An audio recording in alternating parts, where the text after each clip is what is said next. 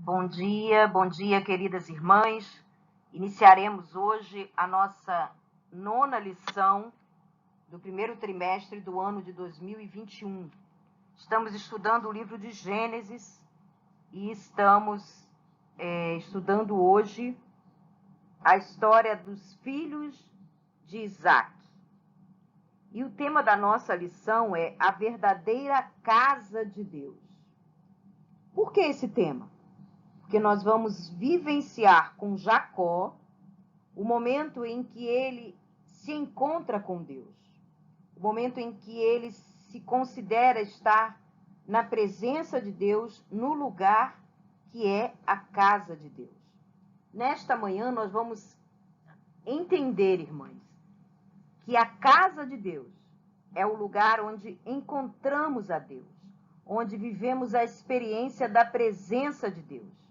Por isso a Bíblia nos diz que nós somos o templo do Espírito Santo, porque é no nosso interior, na nossa alma, que nós podemos sentir a presença de Deus. Por isso, vamos entender com esses episódios vivenciados por Jacó, que somos, como Jacó, pessoas imperfeitas, que precisamos viver um processo de transformação. E Deus habita em nós. Nós somos a casa de Deus, o lugar que Deus escolheu para viver em nosso coração, em nossa mente, através da nossa fé. Ele nos fez templo para a habitação do seu Espírito. Mas para isso nós precisamos nos sujeitarmos às transformações que ele precisa fazer em nossas vidas. O nosso texto áureo se encontra em Gênesis 28, 16. Acordando, pois, Jacó do seu sono, disse: na verdade, o Senhor está neste lugar, e eu não o sabia. Nós vamos vivenciar com Jacó essa experiência do seu encontro com Deus e do seu reconhecimento de que ele estava no lugar santo, pois foi ali naquele lugar que ele experimentou de forma divina a presença do Senhor. E ele, para que estivesse diante do Senhor, em muitas situações, ele precisou passar por uma metamorfose. Nós sabemos que a palavra metamorfose é muito conhecida e aplicada no mundo da biologia, dos animais. E o maior representante desse fenômeno que nós conhecemos é a linda borboleta. A borboleta começa a sua vida como uma lagarta asquerosa, feia, que nós não queremos nem tocar. Depois ela se fecha em seu casulo e ali inicia-se esse processo da metamorfose, da transformação. E depois daquele casulo sai a linda borboleta. Uma obra maravilhosa do nosso Deus que nos encanta, que dá aquela alegria, aquele equilíbrio ao verde da natureza com cores maravilhosas. E é lindo de ver. Mas quando olhamos a borboleta na sua espécie original, que é a lagarta, nós não queremos nem tocar. Metamorfose é isso, é uma transformação total que ocorre da lagarta para a borboleta, do homem pecador para o homem salvo, do homem que não conhece a Deus para o homem que volta para a casa de Deus. Quando falamos de metamorfose, então falamos de mudança. Mudança que ocorre na estrutura, não uma mudança superficial, mas uma mudança que ocorre e é visível a todos. Uma mudança que é testemunhada por todos. Na forma, no caso da borboleta, um novo corpo, com novas habilidades. Mas para isso, a borboleta precisa querer essa transformação se deixando envolver pelo casulo. Nós precisamos querer a transformação, nos deixando envolver pela presença de Deus. E é assim que nós vamos aprender com Jacó nesta manhã, que ele precisou passar por uma metamorfose para poder vivenciar suas experiências ao lado do Senhor. A palavra de Deus no livro de Gênesis traz muitas promessas para a formação do povo de Deus a partir de Abraão. Já vimos que em Isaque houve a renovação desta promessa.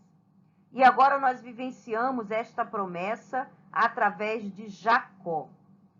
Mas essas promessas que Deus faz, elas não são ilesas a crises provocadas pelo próprio homem, pela nossa natureza pecaminosa. Muitas vezes nós desvirtuamos as promessas de Deus, ou até, como aconteceu com Abraão, nós também, como com certeza Isaque teve os seus momentos de fraqueza e de fragilidade, nós também vamos ver Jacó passando por essa metamorfose, por essa transformação. Pois ele, como ser humano falho que é, quis dar um jeitinho para ver a promessa de Deus cumprida em sua vida. Mas as promessas de Deus, apesar de serem afetadas pelas ações impensadas ou pecaminosas do ser humano, elas são mais poderosas que qualquer crise que nós possamos enfrentar pela nossa incredulidade, pelos nossos pecados, pela nossa negligência, enfim. As promessas de Deus superam as nossas fragilidades. E isso aconteceu com Jacó. Quando nasceu Jacó e Esaú, eram dois irmãos, naturalmente gêmeos, mas Esaú nasceu primeiro e Jacó veio logo depois agarrado no pé de Esaú. Ele recebeu o nome de Jacó, que significa usurpador. Não é nada bonito esse nome. Mas porque, como ele já nasceu agarrado ao pé de seu irmão, já havia ali um sinal que acabou lhe passando a ideia de que ele ia estar sempre, literalmente, no pé de seu irmão Esaú. Sendo Esaú o primeiro dos gêmeos a nascer, ele era o primogênito, teria direito às bênçãos da primogenitura. Mas ainda no ventre de Rebeca, esta mulher, que era a mulher de Isaque, a mãe de Esaú e Jacó, recebeu uma promessa, um aviso de Deus. Disse-lhe o Senhor: 2 nações estão em seu ventre. Já desde as suas entranhas, 2 povos se separarão. Um deles será mais forte que o outro, mas o mais velho servirá ao mais novo. Rebeca recebeu esse aviso de Deus, essa promessa de Deus. E, naturalmente, ela entendeu que seus filhos seriam abençoados por Deus, seriam pai de 2 nações, mas aquele que fosse o mais novo ia superar o mais velho. O mais velho teria uma grande nação como descendência, mas a sua descendência serviria à descendência do filho mais novo. E quando nasceram seus filhos, ela percebeu, por nascer depois, que essa promessa se cumpriria na vida de Jacó. A promessa de Deus sempre presente para a construção do seu povo a partir da descendência de Abraão. E a história segue. Os meninos crescem. E nós temos o confronto entre 2 irmãos. E esse confronto acaba sendo incentivado pela postura dos seus próprios pais. Isaque, um homem temente a Deus. Rebeca foi a escolhida de Deus para Isaque. Mas quando se tratava dos filhos Esses dois pais não tiveram a melhor das atitudes. Eles tinham preferências nítidas. Rebeca por Jacó. Provavelmente aquela promessa, aquela fala de Deus estava em sua mente. Isaac preferia a Esaú, o seu primogênito. Era natural o pai olhar para o primogênito, para quem ele, teoricamente, pelo costume, deixaria toda a sua herança. Mas a astúcia e o oportunismo de Jacó se revelou desde cedo. No primeiro momento, ele se voltou para o seu irmão, fez uma proposta. O irmão estava com fome no campo e ele disse: eu te vendo esse prato de lentilha pela sua primogenitura. Esaú provavelmente não era um homem muito ligado às histórias de sua família, às histórias dos patriarcas. Talvez ele não levasse tanto a sério a promessa de Deus. Por isso, Deus já sabia que essa promessa não se cumpriria na vida de Esaú. Esaú não levou aquilo a sério, ele vendeu a sua primogenitura. Mas ali já havia uma artimanha, um oportunismo de Jacó. Esaú provocou desgostos para os seus pais porque procurou casamentos em nações pagãs, que isso muito desagradou seus pais. Já era uma maneira improvisada, uma maneira sem princípios. Esaú não tinha apego aos princípios de sua família. Mas Jacó era mais cauteloso e não deixava de ser oportunista. Nós vamos ver aqui no capítulo 27, que Isaac pede a Esaú que ele vá atrás de caça e faça um guisado com carne de caça. E Rebeca, ouvindo essa fala, Jacó ouvindo essa fala, esse pedido, eles arquitetam um plano de fazer um guisado com o rebanho da casa e Jacó ir até Isaac, enganar o seu pai. E Jacó reluta, diz o verso 12 do capítulo 27. Porventura me apalpará o meu pai e serei aos seus olhos como um enganador. Ele tinha consciência que ele estaria cometendo um ato ilícito, um pecado, enganar o seu pai. Assim trarei sobre mim maldição e não bênção. Aqui, minhas irmãs, era o oportunismo querendo resolver, encurtar o caminho para as promessas de Deus se cumprirem. Não esperar no tempo de Deus. E esse oportunismo causou desavença entre os irmãos, desgosto para o pai, desgosto e frustração para o irmão mais velho. E principalmente provocou a fuga de Jacó. Nós sabemos que Jacó foi lá, se cobriu de pelos, foi diante de Isaac, enganou seu pai. Seu pai achava que estava diante de Esaú e lhe deu a bênção da primogenitura. E essa bênção não poderia ser devolvida, e assim aquela desavença provocou a fuga de Jacó. Uma vez que Jacó recebeu a bênção, não poderia ser desfeito aquele ato. E Isaac não poderia renegar a bênção dada a Jacó e devolvê-la para Esaú. Ele foi enganado, mas ele agora tinha que cumprir com aquela sua promessa de dar a bênção para Jacó. Na verdade, Deus ia providenciar para que isso acontecesse. Porque na sua promessa, Jacó seria o patriarca da grande nação de Israel.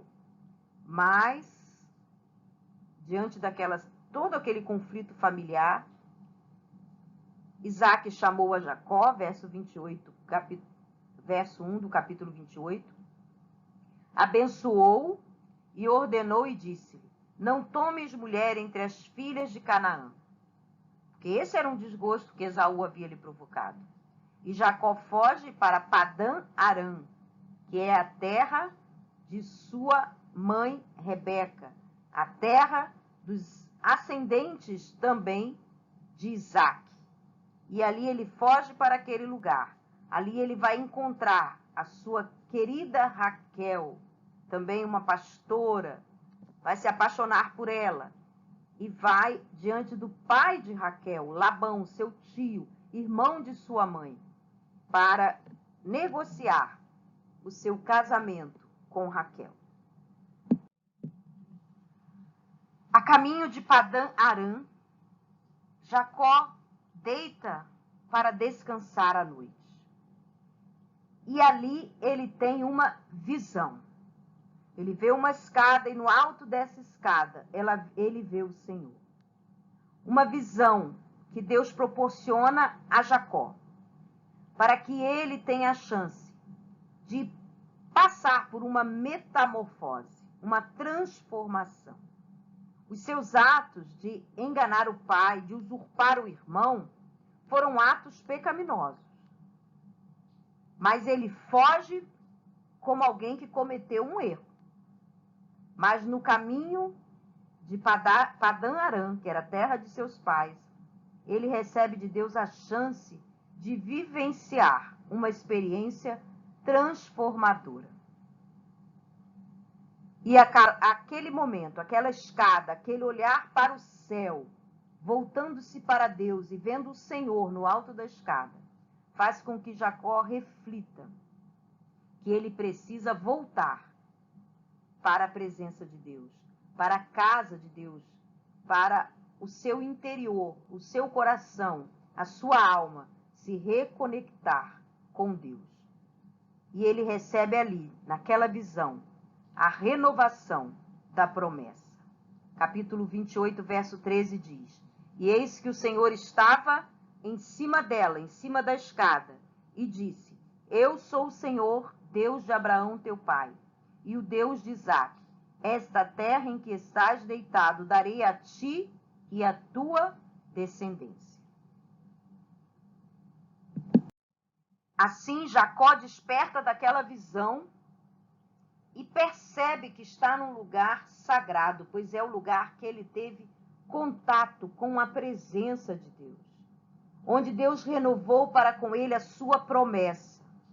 E é nesse contexto que há uma transformação.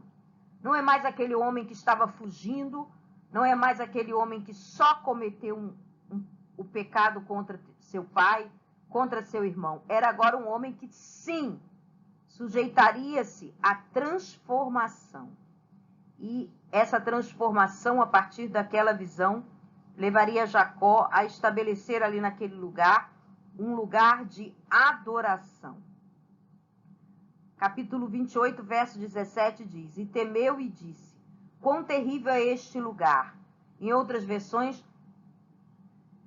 esse terrível indica sagrado, um lugar a ser temido não por medo, mas por temor, por ser considerado sagrado. Este não é outro lugar senão a casa de Deus, e esta é a porta dos céus. Ele olhou para o alto, para aquela visão que ele acabara de ter, e reconheceu que ele estava agora partindo de um ser falho, usurpador, que enganou, que era um mero fugitivo, alguém que estava recebendo de Deus a graça da renovação da promessa e da experiência de estar na casa de Deus, ou seja, vivenciando a presença de Deus, vislumbrando a porta dos céus. Ali naquele lugar, ele adorou ao Senhor. Chegando a Padã-Arã, nós sabemos o que aconteceu, nós conhecemos a história. Capítulo 29, verso 16, diz: Acontece que Labão tinha 2 filhas. A mais velha se chamava Leia ou Lia, em outras versões, e a mais moça, Raquel. Jacó, então, foi enganado por Labão, que era seu tio, e passou a ser seu sogro 2 vezes. Nós conhecemos a história. Ele se interessou por Raquel, propôs casamento para Raquel, o pai disse para ele que ele teria que trabalhar 7 anos para desposar sua filha. Na hora do casamento foi enganado e lhe foi oferecido como esposa a Lia. Esse era o costume, era a filha mais velha. Mas isso não lhe foi alertado. Ele trabalhou mais 7 anos para casar com Raquel, a sua preferida. Queridas, um homem que enganou, que usurpou, ele não seria tão inocente assim a ponto de também não passar por experiências em que fosse enganado ou usurpado. Muitas vezes, nós sofremos consequências dos nossos próprios atos. Muitas vezes já perdoados, já restabelecendo o nosso convívio com Deus, no desfrutar da presença de Deus, mas somos alcançados pelas consequências dos nossos atos. Aqui Jacó foi enganado por Labão. E dentro do plano de Deus, nunca houve lugar para a poligamia. Mas era um costume da época. E, infelizmente, Jacó inicia sua família de maneira enganosa. Ele foi enganado por seu sogro e casou-se com Lia e trabalhou mais 7 anos para casar com Raquel. Constituiu-se uma família assim polígama, que não era a vontade de Deus, mas era o costume da época.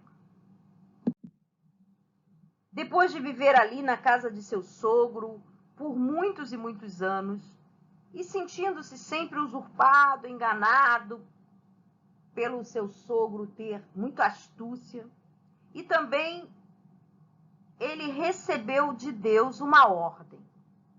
Capítulo 31, verso 3 do livro de Gênesis, retrata que Deus queria que Jacó voltasse para a terra prometida. Então o Senhor Deus disse a Jacó: volte para a terra dos seus pais, onde estão os seus parentes. E havia mais uma promessa: e eu estarei com você. Deus queria que o seu plano para a formação do seu povo continuasse. Para isso, não era possível que Jacó, que já havia falhado na constituição de sua família, pois agora ele tinha uma família conturbada, sim, 2 esposas, disputas entre elas, apesar de serem irmãs. Mas Deus queria que ele voltasse para Canaã, a terra prometida, porque ali haveria mais chance de que a sua família crescesse na presença de Deus e eles pudessem cumprir os planos de Deus. E há assim esse mandamento de Deus para Jacó, que ele volte para a terra de seus pais. Mas também há uma promessa, a promessa da proteção de Deus. Eu estarei com você. E ele voltou à terra prometida, empreendeu uma viagem cheia de percalços. As irmãs podem ler os capítulos 31, 32 de Gênesis para conhecer esses percalços. Claro que seu sogro não ficou contente com a sua volta, mas ele cumpriu a ordem de Deus. Temendo o reencontro com Esaú, seu irmão, mesmo assim ele voltou. Nós sabemos que o encontro com Esaú, seu irmão, foi um encontro apreensivo de início, mas depois houve o perdão entre os irmãos. Ele volta à sua terra, ele volta à terra da promessa. Há o reencontro com Esaú, eles se perdoam e vão viver. Esaú com a sua parentela e Jacó com a sua parentela, com a sua família, vão viver de certa maneira, vão viver cordialmente, como irmãos que eram. E é aqui, queridas irmãs, no capítulo 32, verso 1, que Jacó, naquela volta para as terras de seu pai, para a casa do pai, ele sente o quanto é importante nos deixarmos submeter às transformações que Deus causa em nossas vidas.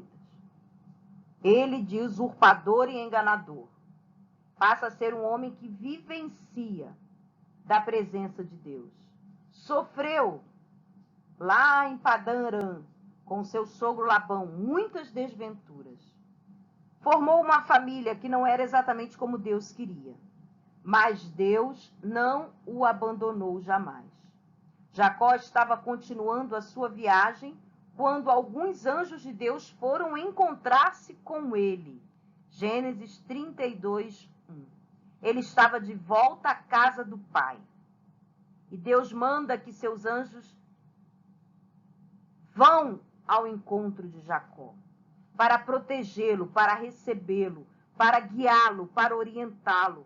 Deus, irmãs, sempre está disposto a ir ao nosso encontro.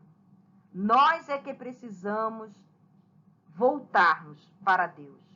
Nós é que precisamos iniciar a viagem de volta à casa do Pai. Se estamos vivendo momentos de dificuldades, de tristeza, de pesar, de desânimo, de fragilidades, não podemos perder de vista a casa do Pai. Eu não estou me referindo aqui nesse momento ao templo. Eu estou me referindo àquele lugar onde eu e você desfrutamos da presença de Deus. E este lugar é o teu coração, é o meu coração, é a minha alma, é a tua alma, é a minha mente, é a tua mente. É ali que Deus quer agir. É ali que Deus quer que nos voltemos para Ele, onde habita o seu Espírito, pois nós somos o templo do Espírito Santo. Mas é nesse momento, irmãs, que nós obedecemos a Deus e voltamos-nos para Deus, buscando a casa do Pai, a sua presença, que nós possamos entender que mesmo em meio a tantas adversidades, Deus sempre vai ao nosso encontro para nos guiar, para nos socorrer, para nos acalentar, para nos confortar, para nos renovar o ânimo, para preparar o nosso caminho, para nos guiar de volta à casa do Pai. E a casa do Pai é o teu coração, é o meu coração, é no nosso lugar de encontro com Deus, espiritual. É onde Deus habita, se nós assim permitirmos. E é nesse lugar, de volta à casa do Pai, que Deus nos convida nesta manhã a empreendermos uma viagem, irmãs, diante de tanto sofrimento, de tanto desânimo, de tanta frustração, de tanta perda, de tantas incertezas. Existe um lugar que é a casa do Pai, que é a tua alma, a minha mente, a tua mente, o teu coração, o meu coração. Eu volto a repetir, é ali que Deus quer se encontrar conosco, no íntimo do nosso ser. E Ele vai ao nosso encontro, quando nós nos dispusermos a levantarmos e iniciarmos essa viagem de volta à casa do Pai. Beijos, queridas irmãs. Beijos grandes e amorosos. Abraços bem apertados para as nossas irmãs que perderam seus entes queridos. E um beijo muito gostoso, virtual, para todas as minhas irmãs. Que Deus nos abençoe.